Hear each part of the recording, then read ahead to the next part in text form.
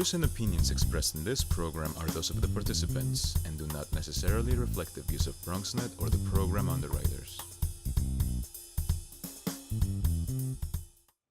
Hola everyone, and welcome to Open, the one and only show bringing the best of the Bronx, New York, and the world straight to you. I'm Rhina Valentin, your hosty Café con Leche every Friday. Here's what's coming up in today's show. Leading things off, we have some fun and romantic Valentine suggestions in our special Valentine Open Weekend Preview. And after that, we'll talk about how this year's Bronx Polar Bear Plunge is bringing awareness to homelessness and how you can participate. Then we learn about the motivations behind upcoming exhibition Defend Puerto Rico, exploring the past, current, and future identity of Puerto Rico. Next, we'll speak to a member from Bronx Community Board 10 to discuss their Healthy Lifestyle Challenge and their initiative to enroll other community boards to join in on the health kick. And later on in the show, Bobby C brings us up to date with the latest headlines in the world of sports. And finally, our Open Artist Spotlight shines on Wise Fruit NYC, who will be showcasing a piece from their next performance installation, Wise Fruit 4.0. So sit back y prepárate. All this and more is coming your way because now we are officially open.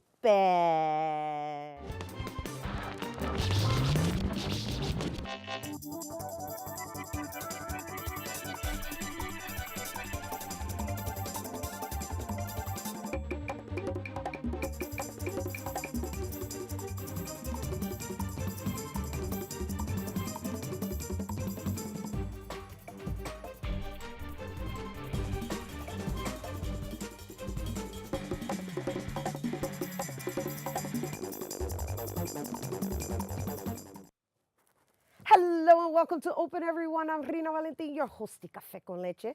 Always inviting you to get social with us online. That's right. Tweet us and follow us on Instagram at BronxNet TV and like us on Facebook at Open BronxNet Television. And of course, while you're there, don't forget to follow moi on Twitter, Instagram, FB, Snapchat, Insta Stories, LinkedIn at Rhina Valentin. Okay, so Valentine. Speaking of Valentine, it's Valentine's. Well, Valentine's is right around the corner anyway. And well, we have some ideas for you to spend with that someone you love. Presenting a special Valentine's edition of Open Weekend Previews.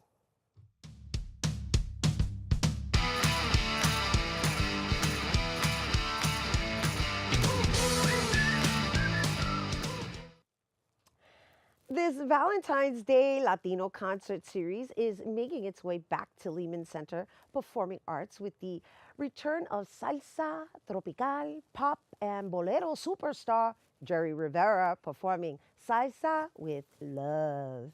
The concert presented by Goya Foods will take place Saturday, February 10th at 8 p.m. And, well, tickets can be purchased by calling the Lehman Center box office at 718-960-8833. And that's Monday through Friday, 10 a.m. to 5 p.m. and beginning at noon on the day of the concert. And, of course, you can always purchase them by going online by visiting lehmancenter.org. This weekend, you can also celebrate Valentine's Day with your family by giving back and spreading love for Puerto Rico. Share your heart for Puerto Rico cooking event. We'll have music, food, and coquito for parents, along with cooking classes and crafts for kids. There'll also be a silent auction fundraiser for La Casa Cuna de San Juan, a home in Puerto Rico administered by a municipal government for children that have been mistreated, abused, or turned over voluntary. The Valentine fundraiser event will take place on February 11th from 2 to 5 p.m. at the Food Arts Center and Fed Cap at 210 East 43rd Street in Manhattan. To get tickets, visit coquithechef.com/events. On the actual celebrated Valentine's Day, February 14th, there will be several live music performances in El Barrio, Spanish Harlem. There's violinist Ali Bello, who will be performing at El Callejon Botanas and Mezcal Bar on 209 East 117th Street at 7 p.m. And then we have Carmela Ramirez, will be performing at De Amor Wine and Bar Restaurant on 118 East 116th Street at 8 p.m. And Carolina Mama will be at Hot Jalapeno on 219 East 116th Street. And guitarist Yuri Juarez will be performing at La Avenida on 2247 First Avenue. And Baden Goyo will perform at Sapuero Wood Fire Grill Bar at 2262 First Avenue at 8 p.m. You can go bar hopping or, dine hopping all throughout the 116th Street corridor. And that's on the actual day of Valentine's Day. So there you go. You have some lovely Valentine options uptown, baby, for this week's Open Weekend Preview. Okay, so Windows of Hip Hop partnered up with the Bronx Borough President Ruben Diaz Jr. for the 3rd annual Elements of Hip Hop Awards, and reporter Tatiana Parrish has the story. Here at Pier 132, Windows of Hip Hop collaborates with Bronx Borough President Ruben Diaz Jr. to present the 3rd annual Hip Hop Element Awards. Hip hop legends Dougie Fresh, Big Daddy Kane, Swiss Beats, and media personality Lisa Evers were honored for the elements they bring to hip hop culture. Hip hop is something that I grew up listening to and became a part of. And to see that, like 30 years later in my career, people want to acknowledge me, I think it's beautiful. This is the place where my wife did a legendary birthday party for me here, with all of the OGs of hip hop on the roof. It was pretty epic. So to be back in here to get my award in the Bronx, it's a blessing. The Hip Hop Element Awards recognizes artists who have made a huge impact on hip hop culture, along with giving back to the community. Borough President Ruben Diaz Jr. reminisces about hip hop culture in the Bronx. Dougie Fresh, right? When he did the show with Slick Rick, when he did Mona Lisa, Slick Rick, when he did Lottie Dottie. Those are all things that I remember in the sound section of the Bronx and the South Bronx. DJ Kool Red Alert received the Hip Hop Element of a Lifetime Achievement Award for his contributions to hip hop as a DJ and radio personality. I'm privileged and honored to accept this award. But when I'm accepted, they got to be up here with me, re-accepted. That's the way I'm looking at it, in respect. Hip-hop is currently the #1 genre of music, just in time as the 3D model of the Hip Hop Museum was revealed. It will be located in the South Bronx along the Harlem River. For BronxNet, Tatiana Parrish. And thank you, Tatiana. And once again, we are here back in studio. Welcome back to Open. Don't forget to get social with us. Tweet us at BronxNet TV and tweet me too at Rhina Valentin. So homelessness continues to be a big issue in the Bronx and throughout New York City. And now many Bronxites are preparing to take a dip at this year's Bronx Polar Bear Plunge to help bring awareness to homelessness in the borough. Joining us now to tell us more about the Bronx Polar Bear Plunge, please welcome President and founder of Crotona Running Club, Inc., and member of the Bronx Polar Bear, Abiodun Bello. Hello and welcome. Yeah, thank you. Thank you for being here. Yeah, thanks for inviting me. So, with this Bronx Polar Bear Plunge, right? Yeah. And your contributions here. Let's talk about how long you've been involved and what inspired you to be part of this movement. Well, the Bronx Polar Bear, when the first day they did was 8 years ago, and I've been swimming with the polar bear for the past 8 years. But actually, I started for how many years? 8 years. 8 years. Yeah, the Bronx Polar Bear, I've been doing it for 8 years. But I've been swimming in cold water for the past 10 years when I used to live in Brooklyn. So, so you've been doing the Polar Bear Plunge for how many years altogether? Altogether, at least 10 years. How many? 10 years. 10 years. 10 years. Okay, so what motivates a person to want to go and take a dip in the ocean in the freezing cold? Well, because of the health benefit, if you swim in cold water, somebody who wants to take a flu shot can do, but for me, I don't have to take a flu shot because the cold water strengthens my immune system. I don't get cold, I don't get fever, I don't get flu during the time of the year. And it's good for your health. If you swim in cold water, it's just that there are some precautions you have to do, but it's the best and the cheapest health medicine you can buy. swimming in cold water. So you're saying by doing that, it builds your immune system, so it limits your need to use vaccination and its prevention. You use it as a means of prevention. Definitely. I don't have to take the flu shot. I don't get sick in the wintertime because of swimming in cold water. It strengthens your immune system, and you can get all the health benefits you need from that. I'm telling you. It makes you strong, and you'll be alert. It's my high, natural high, let's call it that way, if you take that.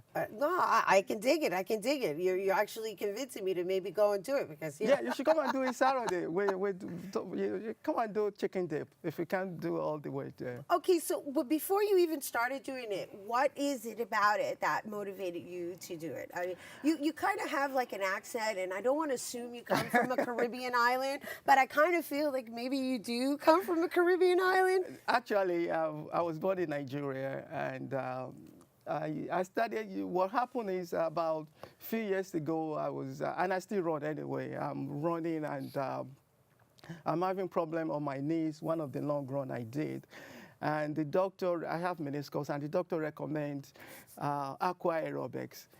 Then I was going to. I don't want a surgery at that time, and also I was doing an acupuncture, and the only thing that helped me was acupuncture. But I found out later on when I started swimming in cold water, I get the same benefit as going to acupuncture, and I don't have to pay an acupuncturist because my insurance doesn't cover that. I was paying the acupuncture about 10 years ago, like $120 a visit, something like that. And swimming in cold water, I don't have to go to acupuncture, I don't have to take any medication, I don't have to take pain pills. So I feel better. Why should I have to do that? Right, for how many minutes of having to tolerate cold water? It depends. Once you build your immune system. Well, I'm trying to But sell for people me- on the possibility here. I'm like, wait a For minute, me what? now, I can You got to stay- freeze for how long? No, I can stay between. You can stay between 5 to 10 minutes. 5 to 10 I can minutes. stay 10 minutes. You could but- stay 10 minutes Yeah. because you're already conditioned to do that. My And body acclimate already. I can stay 10 how minutes. many times do you do that in the winter? Actually, I belong to the Brooklyn Polar Bear also, Right. which they go into the water every Sunday in the winter time. They go like 26 weeks. So if I'm around in New York City, I think I do about 20 weeks, at least 20 to 15, depending on how many weeks. I go every Sunday to the cold water if I'm around. Oh my for gosh. 26 weeks. I just, Yes. that's a commitment, but it makes sense. I mean, if you're seeing the benefits of it from a health perspective, then I would tolerate it too. I'd be like, what's that, 10 minutes? Yeah, 10 you minutes should. versus having to get injections? Yeah. Yeah. Versus having to pop pills? Yeah, I do it too. No, but thank you for clarifying that because you made me, for a minute there, I was thinking, oh, wow, only one plunge and that's it? No flu shot? Oh, well, for you to do that, you may have to go once a week to get your flu shot. That's my own flu shot. Right? I don't take flu shot. Absolutely, we all have that choice, and so Yeah, we have just in relation to the homelessness, right? Because one of the things I love about the Bronx Polar Bear Plunge, right? Aside from the fact that it's co-founded by Michael Maxnavi, who's our executive director here at BronxNet, who is like really gung ho about this initiative every single year, and now the partnership or the alliance with Bronx Works, and how it's almost like an awakening for people to kind of experience, I guess, a jolt in just what it must feel like to just be shocked into a certain situation in the cold. I mean, this is just my interpretation of taking a cold dip in the water for homelessness while bringing awareness to the homelessness that exists and how these people must be feeling, living with bare necessities, if they even have, in dealing and tolerating the cold without coats, without hats, with life.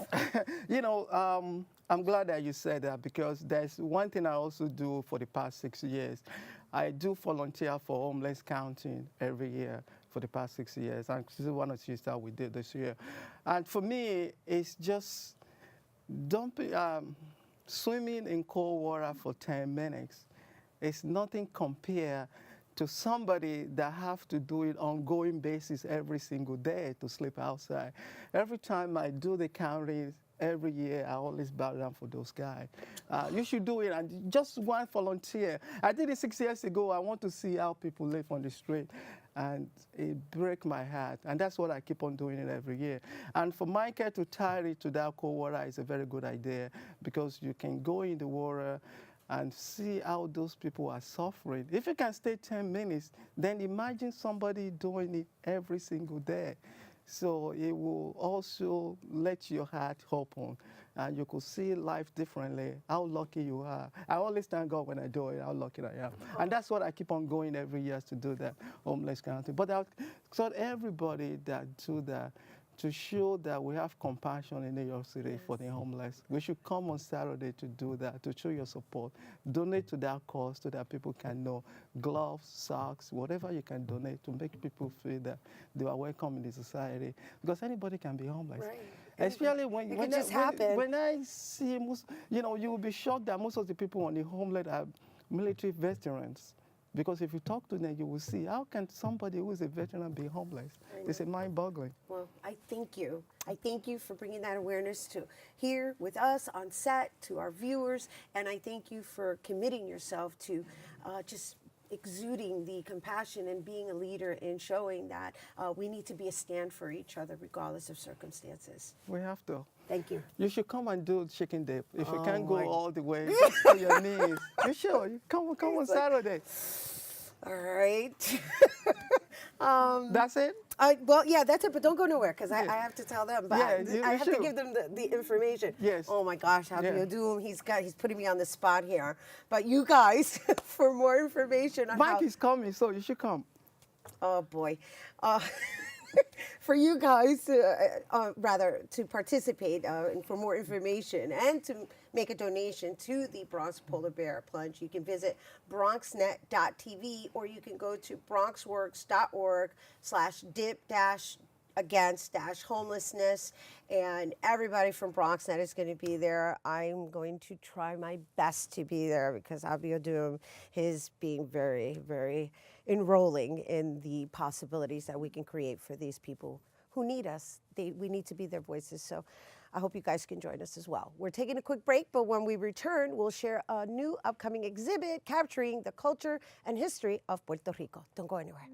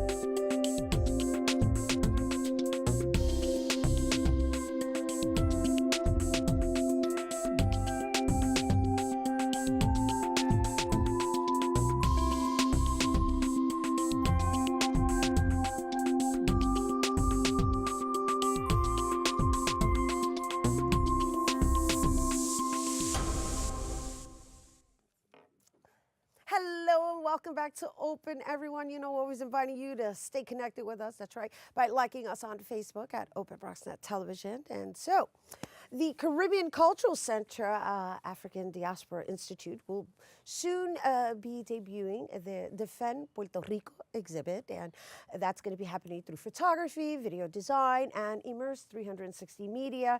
The exhibit captures the past, current, future dialogue of Puerto Rican identity, culture, and diaspora relationships. And joining us now to share more about Defend Puerto Rico's exhibition, we welcome co-founder of Defend PR, Eli Jacobs-Fantauzz, porque es fantástico, and Deputy Director of the Caribbean Cultural Center, Melody Capote.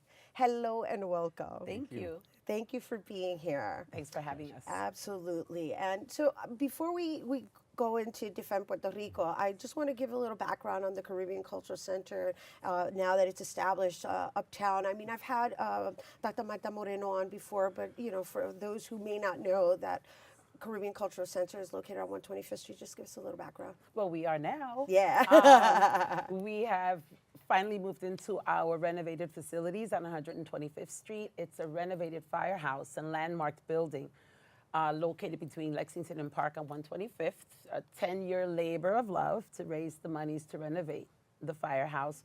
So we're finally there, almost a year. We officially moved in last March, and it is ours. It is ours, right? It is our new home, a place where what we consider a sacred space for being able to celebrate the common threads we share as people of African descent. Right. So it's all Caribbean and African diaspora, just so that everybody's clear. Wherever Africans are present, wherever we were dispersed throughout history, we're celebrating that common thread we share. So whether you're Puerto Rican or Jamaican or from here, the South Bronx, there's a commonality we share, as well as differences, but we highlight the commonalities. I love that. And so we're going to get back to the actual center and the hours and all the other lovely stuff you have going on. But we're going to talk a little bit about Defend Puerto Rico, because you guys have done a really, really good job making a statement and being visible and being a stand for the people out there that may not necessarily have a voice. Let's talk a little bit about what inspired you guys to even come together, because there's like 3 of you that founded this, and you're one of the co-founders, right? We know Viajero. Well, I know Viajero, and you know, we know he's an amazing artist, but I want to hear your side of the story. And the other co-founder is Mikey Cordero, who's actually the curator of this exhibit. And we're really excited on February 15th to be the first exhibition of the year. So 2018, we're the first exhibition. And it started for me, I'm from California, and we feel a disconnect from what's happening on the island. And I heard the same thing from Mikey and Viajero. So we wanted to get to the island. We wanted to hear from the people what was happening. We were getting a lot of statistics, but we weren't hearing the stories behind those statistics. And we know that you can't change things unless people have empathy. And the best way to show empathy or spread empathy is through storytelling. So that's how the Defend Puerto Rico project was founded. I admire what you guys are doing. You guys are really have taken a really grassroots approach. You've been there physically. You're seeing it with your own eyes. You're connected with the organizations that are over there in Puerto Rico, and now you're displaying in imagery as well as videography exactly what we represent at this day and age, right? That is correct. All right, and so what should people immersive, expect? augmented reality, could put on the goggles, virtual reality. We have a photo show of over 20 Puerto Rican photographers talking about the resistance, but also their vision for the future of Borinquen.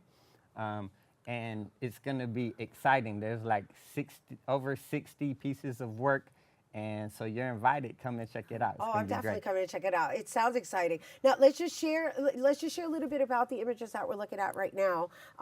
These images with is that the black and white flag? Because if it is, let's talk a little bit about that. Let's talk about that. Let's talk, because there's a lot of controversy behind that flag, and let's talk about why you guys are being very adamant in displaying this black and white version of a Puerto Rican flag. So it started with an organization called La Puerta, and it was in Old San Juan. It was like an old door, and they painted just the regular flag. And then you know about the debt crisis, and we say that the island's been in crisis for a very long time because of colonialism. So we're looking at it from a then to now perspective, and this flag represents resistance. And what we stand against is that colonialism. We stand against the fake debt. We know that Wall Street sharks made that debt happen, and so we stand against that. And we've been there since the hurricane hit, rebuilding the community. So if you come out to the exhibit on the 15th of February, you will see what a rebuilding model looks like that could be spread throughout the island. Right, and so this obviously represent. There's the door you were talking There's about. the door. And again, these are images that are going to be displayed throughout the exhibit. It's part of the exhibition. I think the components that they've brought together, not just the physical kind of visual photographs, but all of these other elements of augmented and visual realities. And this is post-hurricane? Yes, this is post-hurricane. This is Chino's house, and this is the first house that we reconstructed in Comerío. Yeah, I know you guys went out there with tarp. I mean, you guys were like really strategic and just very attentive to what the needs were on an immediate basis. I paid attention. I was keeping track, and now the solar lights seem to be the next phase, right? Thank you.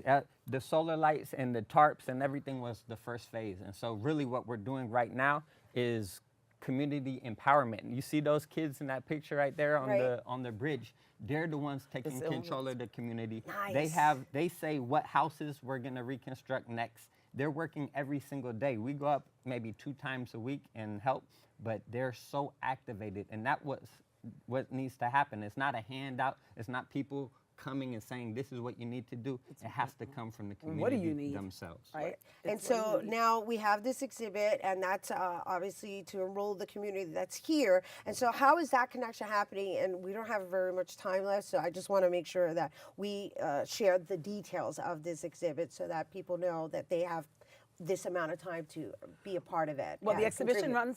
opens next week. It opens on the 15th to the general public and runs through June. There are a series of public programs that will be part of this exhibition, supporting the dialogue and exchanges.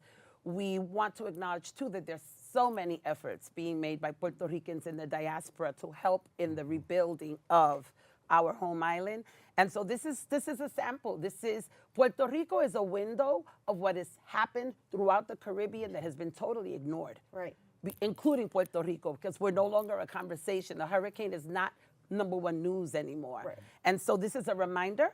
It's a way of our being able to tell our own stories.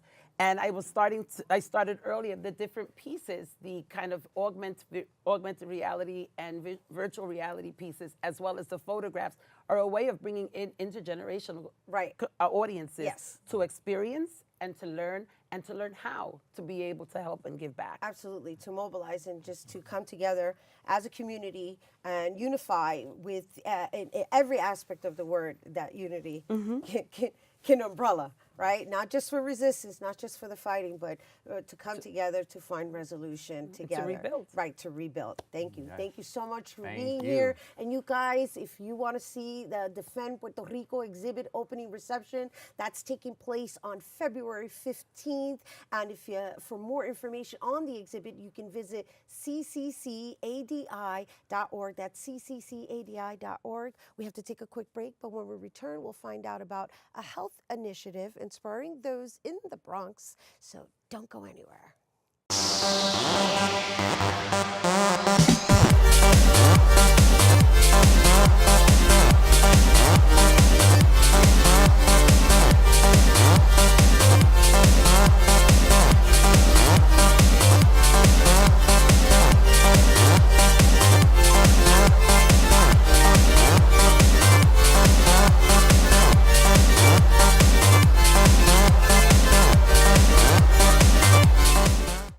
Hello and welcome back to Open, everyone. Make sure to stay connected with us. That's right, by liking us on Facebook at Open BronxNet Television.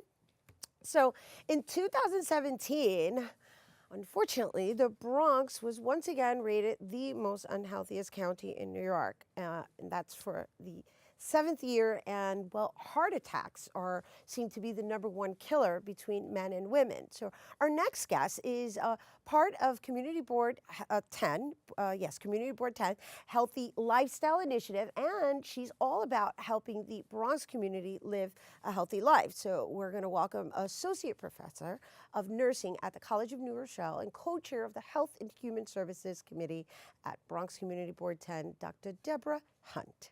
Hello and welcome. Hi, thank you so much. It's a pleasure to be back, and I'm so happy to have this opportunity to speak about health and our challenge, and it's especially important because February is Heart Month, and so this is the time we focus on it even extra special. And So as a community board member, is it your job to come up with this kind of initiative?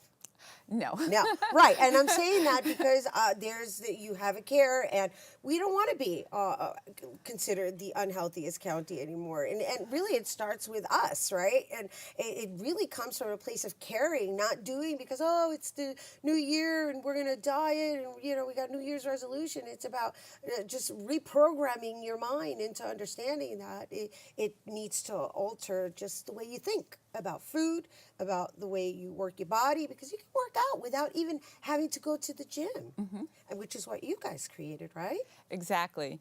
And so just to kind of reiterate what you said, we're number 62 out of 62 counties in New York. That is so alarming. And there's been some initiatives.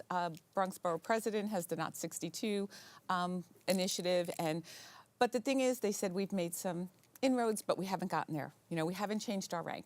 So I've been 62 for a while now. Yeah. How about we not be 62? I know. Come on, we're the Bronx. We're supposed to be #1. Right. So we need to really Well, get a not hold number on one this. on that list. No, but we need to be ranked #1 healthiest. Right, Right. right, So, right. but let's go slow. I like to think big, but people have to rein me back in. So I was lucky enough to be part of a challenge through Women's Day magazine and Joy Bauer, who's a renowned nutritional expert. And it was very helpful to me. Even though I was a nurse, I needed that extra help. I needed the tools. I needed support. So I brought the idea to my community board as chair of the Health and Human Services Committee because of the alarming rates and, heart disease and diabetes, obesity, so many things. And everybody loved the idea, and we thought about how can we really put this into action. So we came up with the Healthy Lifestyle Challenge in 2015, and we developed a Facebook group, and we kicked it off with a walk. So we did a community-based walk in Pelham Bay Park. How many people? We had about 25 people. Okay. That was in 2015, right? 2015. And since then, we try to do a walk every fall and every spring. And the numbers have grown. The last one, I think we had like 45 people, and that was in Co-op City. So Community Board 10 goes from Co-op City to BronxNet, Pelham Bay, City Island, all the way to Westchester Square. So we are big geographically. The good thing is we have 400 plus people on our Facebook group. And we wanted to make it not rigid, right? Because it's a personal journey. Right. So we kind of made it, and we're also volunteers. And so we couldn't really do anything that formal, but it was make your own goals. We'll give you tips, we'll give you techniques, we'll give you, some challenges, but basically you're going to decide what journey you want to take on this path to becoming healthy. So when you say you're going to take what journey so I'm trying to get a grasp, right? Because you're one community board, and I understand that you're trying to enroll other community boards to take on this initiative as well, because it all begins in the conversation. And so what you're referring to is the different, I guess, levels that people are on in, wellness, right? Mm-hmm. We'll keep it in the space of wellness. And so let's say one person is more about walking versus somebody running, eating diet, the actual eating habits, the diet, How does that work in getting people to the actual walk? Okay, and that's a great question. So first of all, to be the general health that everyone should be doing is, eating healthy, right? So what's eating healthy? That's different for everyone, but in general, healthy proteins, right? Lean cuts of meat, whole grains, avoiding the white-based flour products, veggies, 2 servings of fruit a day, water, limit salts, sugars, right, and fats, and drink lots of water. So that's the eating part. The activity part, walking 10,000 steps a day is recommended, but then you have to kind of bump it up a little bit, right, based on what your needs are in consultation with your healthcare provider. Managing stress, there's a direct correlation with stress and weight gain. And heart conditions. And heart conditions, right. And so we're all about being healthy. And we know that heart disease, there's a direct correlation with your lifestyle. You can prevent a lot. And at the very least, you can manage what you do have. And diabetes. So to me, we don't have time to go through everything. Right. But going to the American Heart Association and the American Diabetes Association and knowing what you should do and what the symptoms are. And I just have to point out one thing. That's so important because it's Heart Month. Women may have different manifestations of heart disease than men.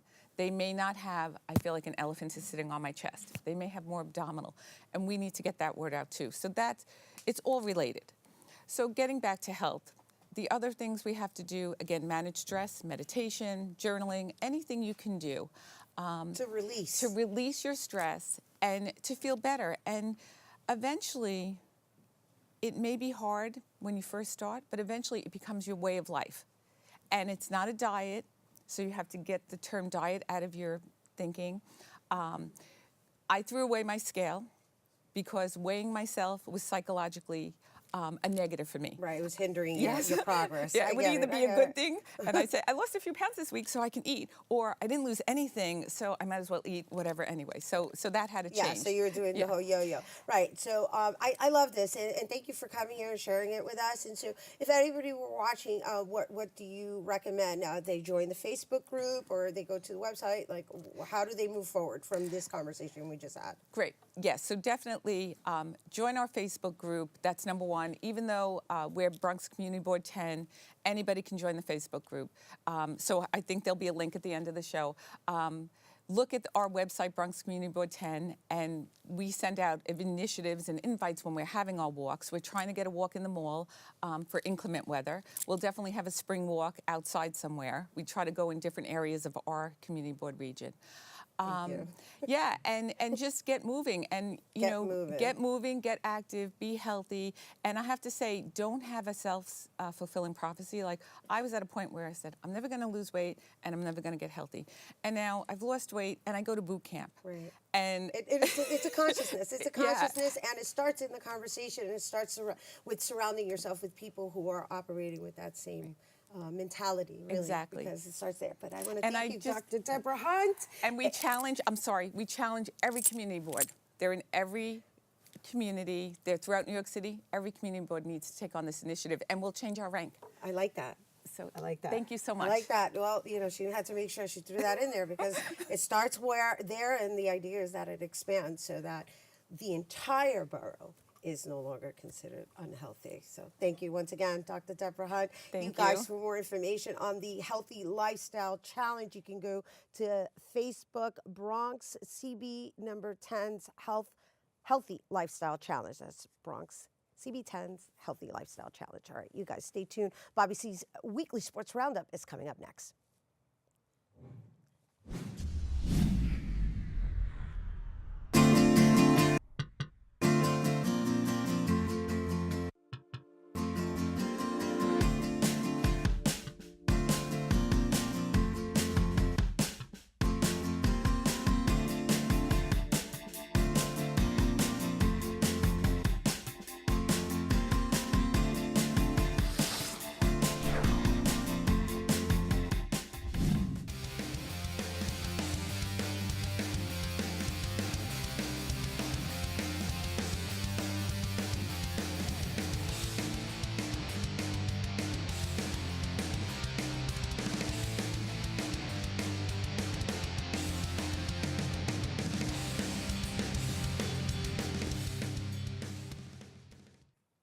We begin our look at sports from the BronxNet Sports Desk, where I couldn't have been more wrong about Super Bowl 52. Although it was a close game, as I predicted, it was nowhere near the low-scoring affair I had in mind, let alone a three-point game. And for that matter, the New England Patriots weren't the usual Pats. Instead, it was the Philadelphia Eagles and once reserve quarterback Nick Foles looking very Brady-esque.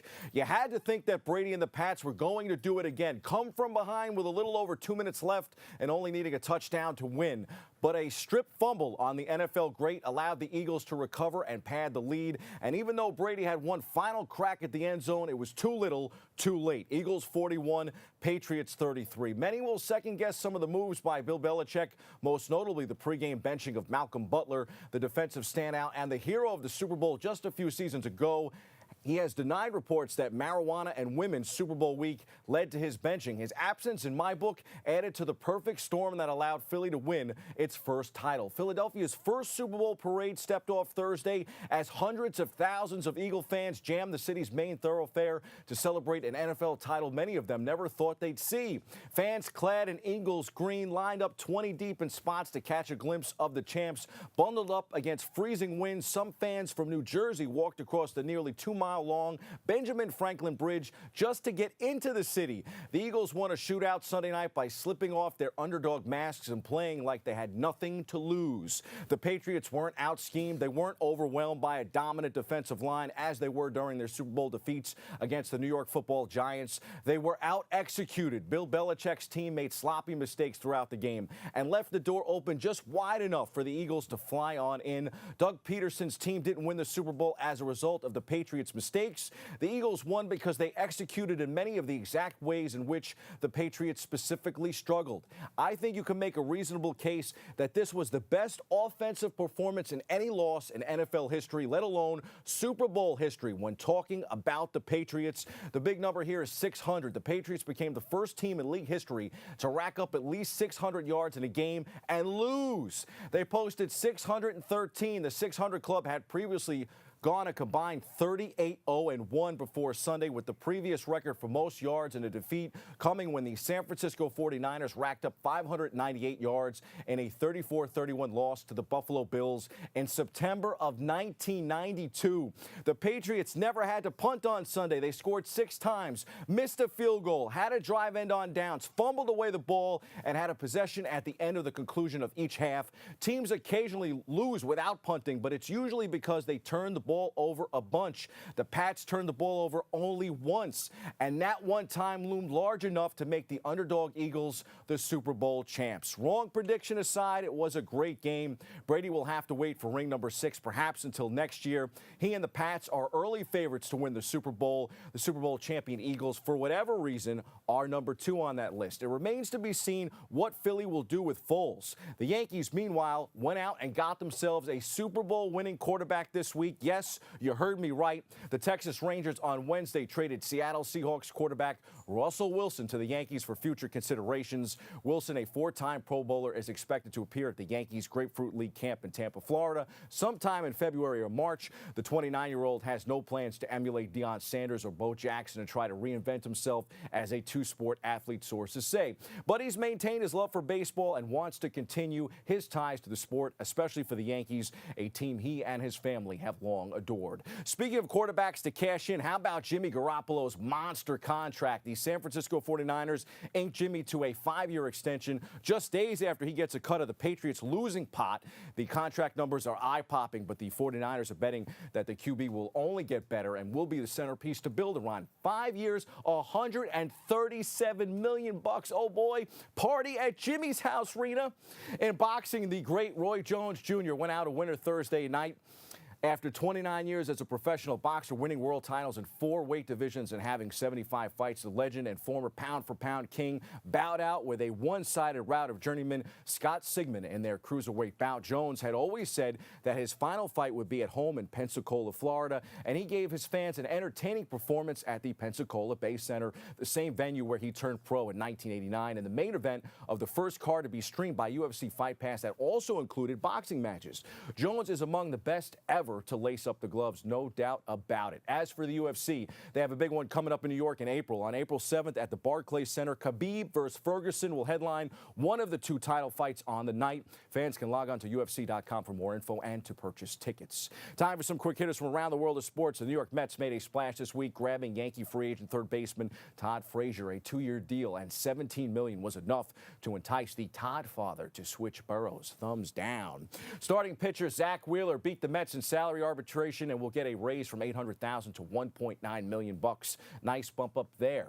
9 hours after the Indianapolis Colts announced Josh McDaniels as their next head coach, they confirmed McDaniels had decided to not accept the job and instead returned to the New England Patriots as their offensive coordinator. Shocked, surprised, and at a loss were how some inside the Colts organization described their reactions to the news. The team plans to resume the search immediately, but McDaniels' decision sparks plenty of questions in Indy. Big twist to the Super Bowl fallout. I would expect McDaniels to be next in line to replace Bill in New England. Someone will be replacing Darrelle Revis in Kansas City. Revis was released after a 6-game stint with the Chiefs. Revis, who was signed by KC in November but made little impact in 6 games, was cut on Thursday. On the ice, the New York Rangers are the top merchandise-selling team in the NHL, followed by the Penguins, Blackhawks, and first-year Golden Knights. But things are anything from peachy for the Broadway Blue Shirts, whose organization put out a letter to fans Thursday saying they will be sellers in a down season.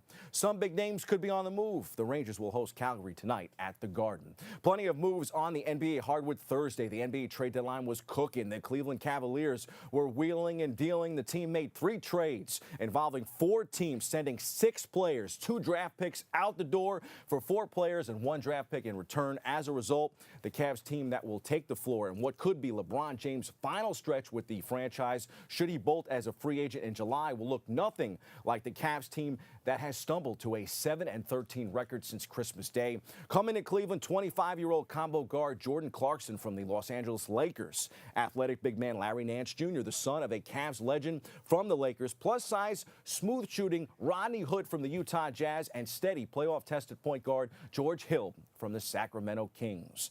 The moves certainly make Cleveland healthier, more athletic, and better on the defensive end. Look out for the Lakers down the line, too, folks. They will have cap space. Expect Magic Johnson to make some magic of his own in Hollywood. He has already said he will pursue 2 elite stars. Johnson, now the team president, said he remains confident the club will lure 2 stars to Los Angeles in this July's free agency, which could include LeBron James and Paul George. Back here in the Big Apple, the Knicks made a couple of moves of their own in the wake of the tragic Kristaps Porzingis news. More on that in just a moment. The Knicks sent KP's buddy Willie Hernan-Gomez to Charlotte for Johnny O'Bryant and 2 picks. An all-rookie first-team selection last season, Hernan-Gomez had fallen out of the Knicks playing rotation. His move to Charlotte may give him more of a chance to play, but he'll join a front court that features Dwight Howard, Frank Kaminsky, Cody Zeller, and others. O'Bryant, meanwhile, a power forward, is averaging 4.8 points and 2.6 rebounds in 10.5 minutes per game this season. Kristaps Porzingis is seeking a second opinion outside of the Knicks organization in wake of his torn left ACL, per sources. He is still expected to have surgery soon, but his desire to seek a second opinion is the reason he hasn't yet had the procedure. Expect KP to be sidelined up to 10 months. The only person in New York that benefited from the KP injury is Bronx boy Kemba Walker. The Charlotte Hornets guard has been named by NBA Commissioner Adam Silver to replace the injured Knicks forward on Team LeBron in the 2018 NBA All-Star Game, which will be played on Sunday, February 18th at Staples Center in Los Angeles. Those are the headlines. We hit the C-list for 2 Knick moves that I actually like.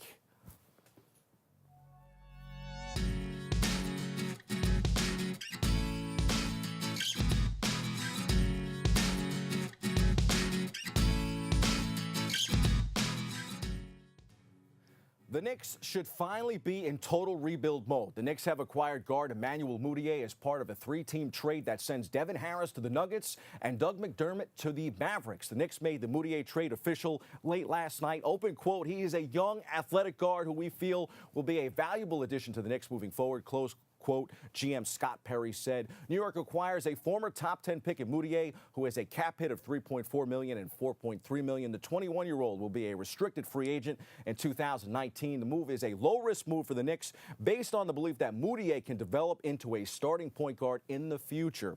The Knicks got crushed in their first game without KP. They lost 113-88 to Toronto Thursday night. Strong NBA debut for Luke Cornett, who had 11 points, 3 3-pointers, 7 rebounds, and 3 blocks in 16 minutes. The Knicks should go totally young the rest of the way. I like these 2 players very much. I think they could be part of the team's long-term plans. Hit us up on social media. Let us know what you think of Mudiay and Cornett. And do you ever see KP ever returning to the player he appeared to be ascending to be? That's your sports. I'm Bobby C. They'll test you. Try to break your will. But however loud the loudness gets, however many cheese puffs may fly, you're the driver, the one in control. Stand firm. Just wait. And move only when you hear the click that says they're buckled in for the drive. Never give up till they buckle up. Behold, the angry giant. Behold, the angry giant. Behold, the angry giant. Behold, the angry giant. It only takes a moment to make a moment. Take time to be a dad today. Welcome back to Open, everyone. You know, always inviting you to stay connected with us by liking us on Facebook at Open BronxNet Television. So Wise Fruit NYC is holding their 2018 winter edition of Wise Fruit 4.0, which is their latest artistic showcase dedicated to the feminine divine. And the event will feature NYC-based artists and choreographers and more. And all the proceeds from Wise Fruit goes to Planned Parenthood. And here to tell us more about Wise Fruit 4.0, we welcome event coordinator Brenda Guha. Hi. Yes, I just love saying Wise Fruit 4.0 because we've already had you on since like 2.0. Yeah. And so it's just lovely. I love the concepts you come up with. I love the philosophy behind it. And of course, I love the fact that all proceeds goes to Planned Parenthood, which is something you're committed to. So let's talk about all of that. Yeah, let's talk about it. Wise Fruit 4.0 will be on Monday at Cielo, which is a nightclub downtown on Little West 12th Street. So how do you choose your spots? I look for something that a space that mobilizes people. This year we lost, in the dance community, we lost a really important person. His name is Voodoo Ray, and he is a kind of a dance legend in New York City, and he passed away this year, and he hosted an event called Funk Box, which was every week, and that was a really safe space for the New York City underground dance community to work on their craft and to party, and a really safe space to do that. And so in kind of thinking about that and in memory of him, he always used to do it at Cielo. So then I approached Cielo and tried to get that space. That's what I mean about you. Everything you do is very well thought out. Yeah, thank you. Yes, like it has its own meaning. There's always something behind everything that you, so I want to talk about the title of this one too as well. Yes. Which is arriving at the table. Yeah, arriving at the table. So I think with any process, Wise Fruit being another process of something that we're working on, I think there's a moment where you go back and you go back to the basics and you try to understand what the issue actually is. And sometimes in any difficult dialogue or discourse, the difficulty is to talk about it or to even decide that you may want to talk about it, to show up, essentially. And so, very literally so, I wanted to arrive at a table because for me that's a symbolism to showing up and being willing to try to have a conversation about something that may be difficult. And so which is everyone's trying gotta something eat. new, right? Exactly. But it's also symbolic of like when you're not familiar with a dish. Yeah, right? And you're at a exactly. table and you're breaking bread with people that are not necessarily Exactly, yeah. from your culture or even your religion or race. It's all about like, okay, we're gonna be together. Yeah, and I think in our current political climate and what Planned Parenthood's facing right now, which is the threat of getting defunded, I think we go back and we go, well, I'm not going to be mad at anybody. I would rather try to understand, and I would try to come from a place of empathy and then explain myself accordingly. And if I can bring myself to that level, we can probably do that at a table, and we could do that over a conversation, and we may not come to a resolution today, but we were willing to try, and so there's hope and open up the conversation at a table. Mm-hmm. Well, we're not literally talking about a table. We're speaking about it metaphorically, even though there's food involved. Exactly, but I will say that 4.0 has a lot of imagery with the table, our opening numbers on the table. Yeah, that sounds exciting. There's choreographed numbers around a table.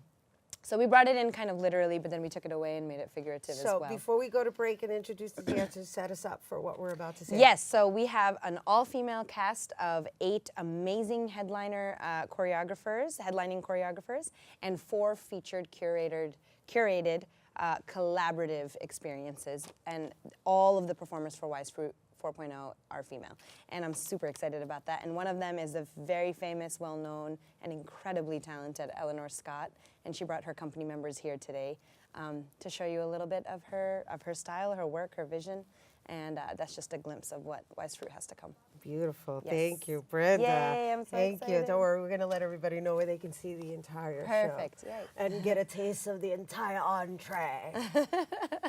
We love having you here.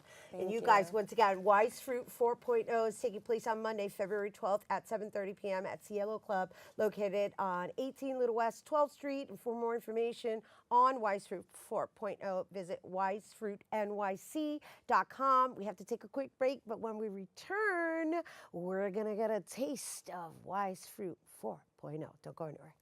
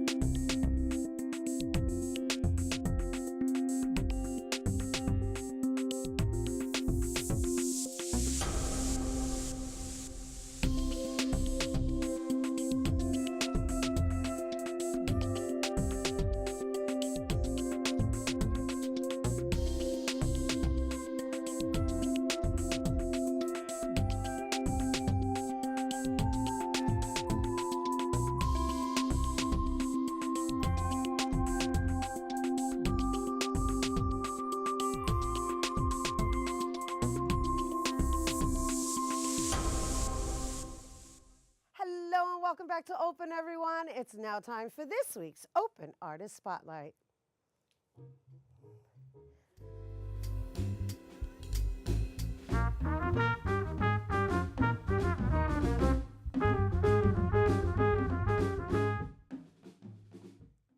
Today's spotlight shines a light on 3 dancers performing a special representation of Wise Fruit 4.0. Please welcome to the Open Artist stage Eleanor Scott, the headlining choreographer of Wise Fruit 4.0, as well as Emilia Lowe and Kaori Hawasa. Woo!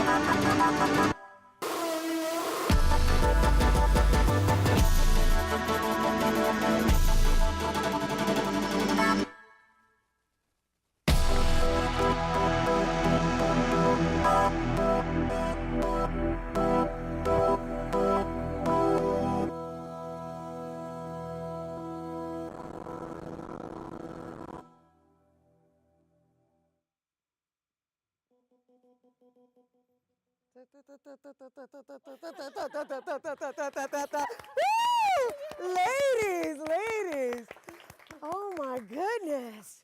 I felt the vibration. Oh, and that was just a little taste. So you guys, if you want to check out Wise Fruit 4.0, that's taking place on Monday, February 12th at 7:30 p.m. at Cielo Club, which is located at 18 Little West 12th Street. And for more information, you can visit wisefruitnyc.com. That is our show today, mi gente. Thanks to all our guests for coming through, and to you, our viewers, for tuning in. If you missed any part of the show, you can check out the recablecast tonight and 24 hours a day at BronxNet.tv. I'm Rhina Valentin, and from all of us here at Open, may the universe provide paz, prosperity, y amor. Happy Black History Month, everyone. Stay woke and